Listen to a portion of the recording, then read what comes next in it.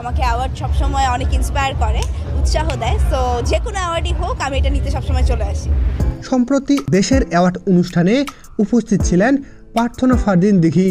এই সময় দেশের জনপ্রিয় ইউটিউবার তৌহিদ আফ্রিদির সঙ্গে তার প্রেমের সম্পর্ক নিয়ে এক সাংবাদিক প্রশ্ন করলে বিব্রতকর এক চাপের মুখে পড়ে কি বললেন এই অভিনেত্রী, জানতে হলে সম্পূর্ণ ভিডিওটি দেখতে থাকুন। বেশ কিছুদিন ধরেই বিষয়টি নিয়ে নেটিজেনরা চর্চা করছেন। জনপ্রিয় অভিনেত্রী প্রার্থনা ফারদিন দিঘি আর ইউটিউবার দিঘির প্রেম নিয়ে। আসলে কি দুজনে প্রেম করছেন? শিশু শিল্পী হিসেবে বড় পর্দায় পা রাখেন এই অভিনেত্রী প্রার্থনা ফারদিন দিঘি।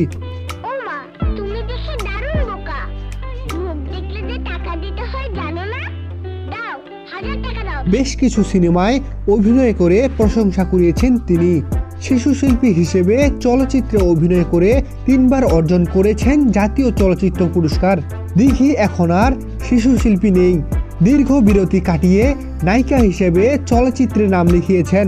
2021 সালে তুমি আছো তুমি নেই সিনেমার মাধ্যমে নায়িকা হিসেবে চলচ্চিত্র অভিষেক হয় তার।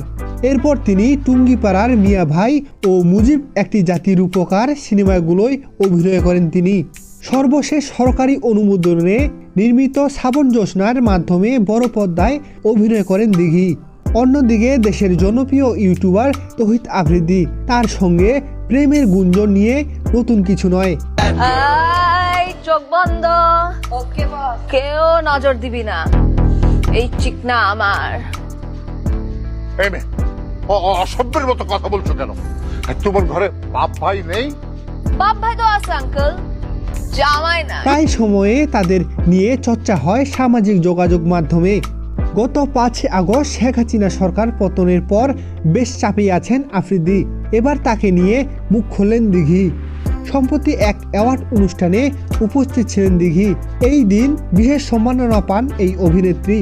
সম্মাননা নিয়ে প্রতিক্রিয়া জানান গণমাধ্যমকে।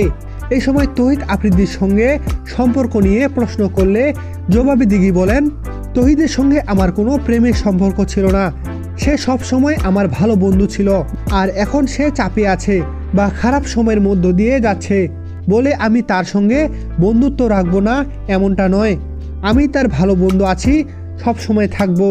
সো বন্ধুরা, দিঘি আফ্রিদির প্রেমের সম্পর্ক নিয়ে আপনার কি মতামত অবশ্যই একটি কমেন্ট করে জানিয়ে দিবেন।